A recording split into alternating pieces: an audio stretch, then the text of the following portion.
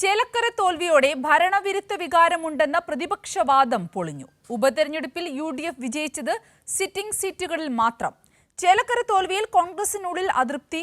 പാലക്കാട്ട് ഷാഫി പറമ്പിലിന്റെയും VK ശ്രീകണ്ഠന്റെയും അഭിമാന വിജയമെന്ന് AMCC സെക്രട്ടറി PV മോഹൻ. ചേലക്കരയിൽ പാർട്ടി നേതൃത്വം പരാജയപ്പെട്ടെന്നും മോഹൻ ഒരു ദേശീയ ദിനപത്രത്തിൽ നൽകിയ അഭിമുഖത്തിൽ പറയുന്നു. സിറ്റിംഗ് സീറ്റുകളിലല്ലാതെ ഒരു ഉപതെരഞ്ഞെടുപ്പിലും UDF വിജയിച്ചില്ല. തൃക്കാക്കരയും പുതുപ്പള്ളിയും ഇതിന് ഉദാഹരണമാണ്. പാലക്കാടും UDF തുടർച്ചയായി വിജയിക്കുന്ന മണ്ഡലം.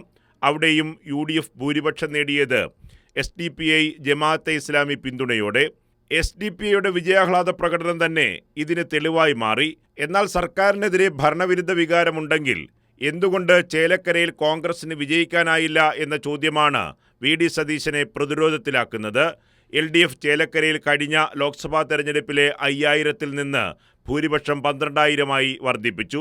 UDF ഭരിക്കുന്ന 3 പഞ്ചായത്തിലും LDF ഭൂരിപക്ഷം നേടി. അതായത് കഴിഞ്ഞ ലോക്സഭാ തെരഞ്ഞെടുപ്പിലെ തിരിച്ചടിയിൽ നിന്ന് LDF ശക്തമായി തിരിച്ചുവരുന്നുവെന്ന് അർത്ഥം. അതേസമയം ചേലക്കരയിൽ നേതൃത്വത്തിന് വീഴ്ചയുണ്ടായെന്ന് AICC സെക്രട്ടറി PV മോഹൻ തന്നെ ഒരു ദേശീയ ദിനപത്രത്തിൽ നൽകിയ അഭിമുഖത്തിൽ വ്യക്തമാക്കി. ഇത് തെരഞ്ഞെടുപ്പിന് ചുക്കാൻ പിടിച്ച VD സതീശനെതിരെയുള്ള ഒളിയമ്പാണ്. എന്നാൽ പാലക്കാടേത് ഷാഫി പറമ്പിലിന്റെയും VK ശ്രീകണ്ഠന്റെയും അഭിമാന വിജയമെന്നാണ് AICC സെക്രട്ടറി PV മോഹൻ പറയുന്നത്.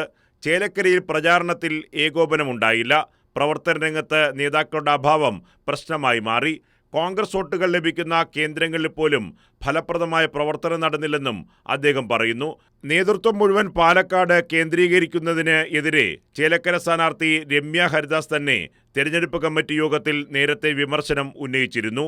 ഇത് സ്ഥിരീകരിക്കുന്നതാണ് കേരളത്തിന്റെ ചുമതലയുള്ള AICC സെക്രട്ടറിയുടെ പ്രതികരണം. VD സതീശൻ ഷാഫി പറമ്പിൽ കോക്കസിന്റെ പ്രവർത്തന കേന്ദ്രമായി പാലക്കാട് മാറിയതും ചേലക്കര പ്രധാന നേതാക്കളടക്കം ശ്രദ്ധിക്കാത്തതും പരാജയത്തിന് വഴിവെച്ചു എന്ന വിമർശനവും കോൺഗ്രസിനുള്ളിൽ ശക്തമാണ്. ഇത് K മുരളീധരൻ തന്നെ പരസ്യമായി വ്യക്തമാക്കിയിരുന്നു. കൈരളി ന്യൂസ്, തിരുവനന്തപുരം.